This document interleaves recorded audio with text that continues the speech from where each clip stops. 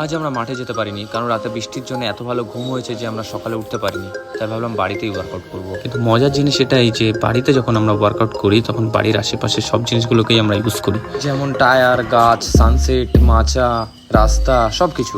কিন্তু দুঃখের বিষয় এটাই যে সকাল 9টার সময় রোদের এত তাপ থাকে যে আমাদের অবস্থা খারাপ হয়ে যাচ্ছিল। তবে এতেও একটা মজা আছে, যারা এইভাবে ব্যায়াম করেছো তারা হয়তো বুঝতে পারবে। তো বেশি কিছু আজকে করবো না, কিছু ওয়েট ট্রেনিং করবো আর কিছু অ্যাপসের ওয়ার্কআউট করবো। ওয়েট ট্রেনিং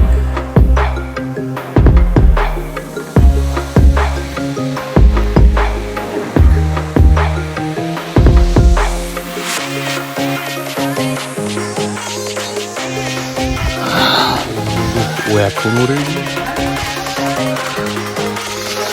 আজকে ঠান্ডা না মনে হচ্ছে। এখনো ব্যায়াম হয়নি?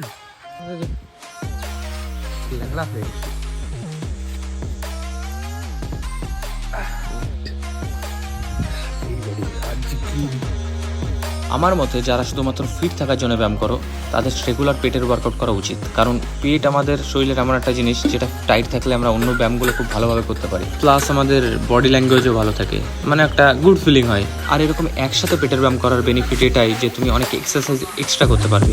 আর এদিকে আমার বাবা আমাদের দেখছিল, কারণ উনি অনেক সকালে নিজের এক্সারসাইজ কমপ্লিট করে ফেলেছে, আমরা শুধু লেট ছিলাম। তো চলো আজকের মতো শেষ, কালকে দেখা হবে আবার। Tata, by.